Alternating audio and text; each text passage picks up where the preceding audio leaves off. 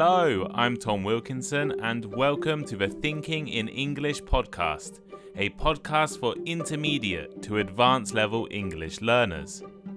After a year and a half living in Tokyo, Japan, I have returned home to the UK.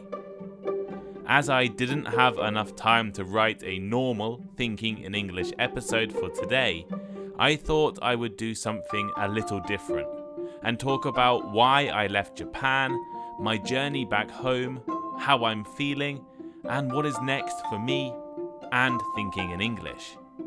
You can find the full transcript to this episode for free over on the Thinking in English blog.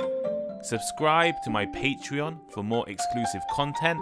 Take a look at my YouTube channel, Thinking in English Podcast, and leave a like, rating, or review wherever you are listening right now. I think a good place to start is why I was living in Tokyo in the first place.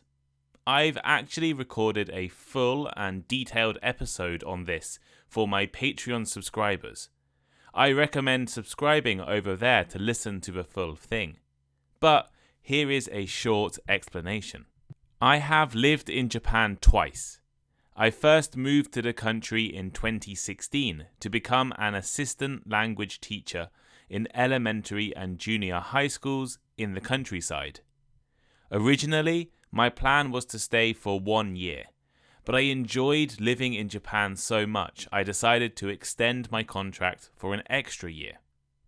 Moving to Japan was never a goal or ambition of mine.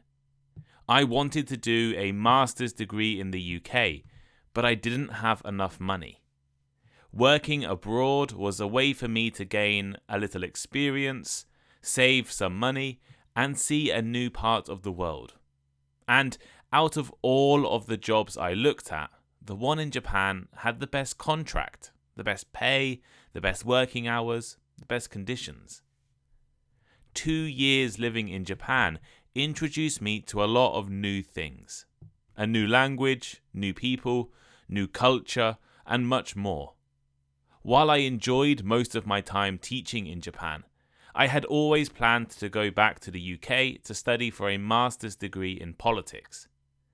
I wanted to learn more about Japan and the region, and for that reason, I decided to specialize in Asian politics during my master's degree at the School of Oriental and African Studies, or SOAS, in London.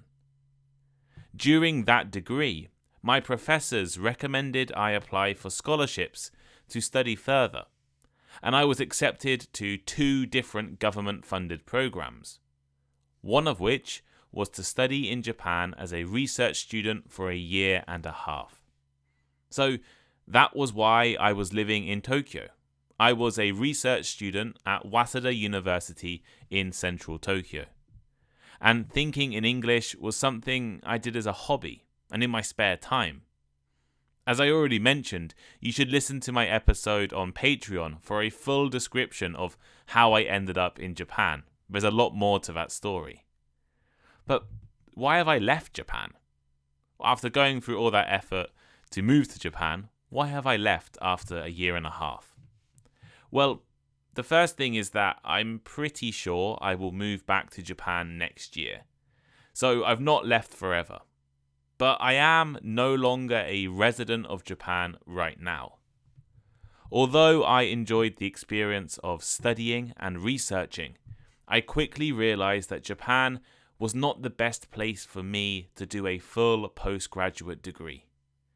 Delays due to the pandemic, classes being almost completely online, and a lack of communication from the university's office meant I didn't enjoy my first few months. And discussions with my supervisor and other professors made it clear that the UK or the USA would be a much better place for me to study for a PhD in the future. So I made the decision to leave the university and stop my studying at the end of September or beginning of October 2022. Looking for a job in Japan proved challenging. Many of the jobs I saw posted online required a fluent level of Japanese, something that I don't know if I will ever have. And jobs requiring lower levels of Japanese were not appealing to me. I couldn't imagine myself working as a recruiter or salesperson or working as a normal English teacher in an evening English school. At the same time as I was looking for a job, thinking in English kept growing and growing. I launched a Patreon with the idea of getting 5 or 6 people to support me, maybe so I could pay for a few subscriptions. And I've been absolutely amazed that people actually want to support the podcast and join. There are now over 100 of you who have signed up and supported Thinking in English on Patreon. I've also been able to hold meetings with major companies interested in working with the show, and I've had so many ideas on how to make Thinking in English bigger and better in 2023. So, in this context, I made the decision to go back to the UK, to go back home for a few months. I want to dedicate my time and effort into building Thinking in English into a major podcast, and at the same time spend time with my parents and grandparents, who I've not really seen for a few years. As I previously mentioned, I left the university at the beginning of October. So what have I been doing since then? Well, I moved out of my apartment in the middle of October. While I didn't have too many belongings, it is always a challenge to pack your whole life into suitcases. And as I didn't have a car in Tokyo, I would carry bags of unwanted items to try and sell them at the local second-hand store. Things like my kettle, my coffee making equipment, an old microphone I used to make Thinking in English episodes, and lights. Once I was fully packed, I sent my belongings to a friend of mine living in the center of Tokyo, who had offered to store my suitcases while traveling around. Moving in Japan requires a lot of paperwork. I spent hours in the city hall, terminating my health insurance, discussing tax information, and informing different departments that I will be moving to another country. I also had to cancel my bank accounts and my phone contract, and lots of other things. Aside from this paperwork, I spent most of my last few weeks between Fukushima Prefecture in northern Japan and Tokyo. In Fukushima, I spent time in the mountains, relaxed in cafes, spent time with people important to me, and attended a wedding. In Tokyo, I visited Disneyland and Disney Sea, played a lot of board games with my friends, spent time at my favourite bar and cafe, and watched a World Championship boxing fight in the Saitama Arena. My final day in Tokyo was spent buying a few last-minute souvenirs for family back in the UK, then drinking a lovely cup of coffee in a traditional cafe, and meeting my friends for some food. Then, it was time to make the long journey home. Due to COVID-19, inflation, economic problems, and Japan's strict border lockdowns, it's not cheap to fly back to the UK right now. After a lot of searching and comparing airlines, I decided the easiest and most affordable way home would be flying Cathay Pacific with a stopover in Hong Kong. Now, I'm a tall guy, around 190 centimeters tall, so flying is never an enjoyable experience. My legs and back always hurt after sitting in the small plane seats, and I always struggle to sleep.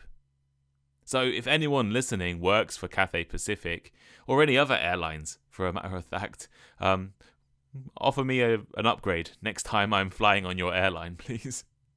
I'd just accept an extra legroom seat, I guess. The journey back to the UK took around 32 hours from door to door. I left my friend's apartment in the morning and grabbed some lunch. Then I took the train to Tokyo Haneda Airport, arriving a few hours before the flight. My bags were already at the airport. I had sent them 2 days earlier. So after I picked them up, I could just check in to the flight and head straight through security. In total, I spent around 20 hours flying back to the UK. And in that time, I ate 3 meals, I drank 4 whiskies, I ordered 2 egg custard tarts in Hong Kong, and I watched 7 or 8 movies. The best movie I watched on the plane was probably the new Top Gun, and the worst movie was definitely Morbius. Don't watch it. After the long 14-hour journey from Hong Kong to London, we landed at 5 a.m. and I was picked up by my parents. So, what's next? What is next for me and what is next for thinking in English? Well, first, I want to spend time relaxing with my friends and my parents and my grandparents. Moving country is a really stressful experience. So I think I definitely need to sleep for a few days, maybe a few weeks, to recharge and clear my mind. Will I move back to Japan? Probably. But I'm not sure how or when I will move back right now. However, if I get a great offer from another country, I'm definitely willing to live, visit, and travel to other places. In fact, if any of you have second homes somewhere nice and warm, why not invite me to stay for the winter months? But in all seriousness, I'm not 100% sure what the future holds. But I'm excited to see what happens. How about the future of thinking in English? Will it continue now that I'm back in the UK? Well, yes, of course. Yes, it will.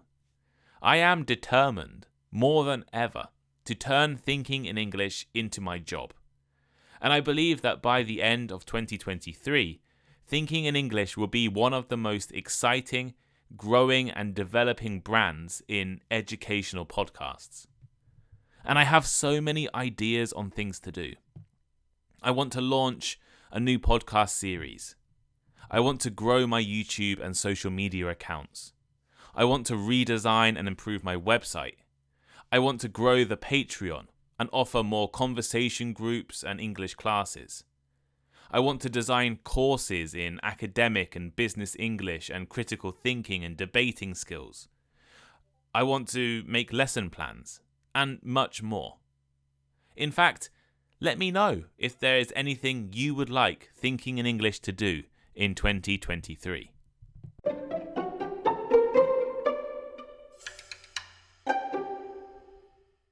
So here is today's final thought. This episode is quite different from my usual content. I didn't have time to write or research an episode because I was flying back to the UK, I'd already sent my microphone to an airport, and I couldn't find the energy to research a new topic today. But hopefully you have found this background information to my life and the story about my journey to the UK an interesting story. And I really want to know your ideas for the future of thinking in English. Let me know what you want to see from me and from the show in the future. I have so many ideas, but I want your ideas as well. And together, we can build an excellent resource for English learners around the world. Because that is really what thinking in English is about. It started not as a business, but as me making things for my students online to use to study and improve their English skills. And although I don't really teach much online anymore, that's still the idea behind thinking in English. It's the reason the transcripts are always free. It's the reason why to join the conversation club is only $5 a month. Because I'm not really interested in making millions of dollars from thinking in English. I'm more interested in creating something that people around the world can use.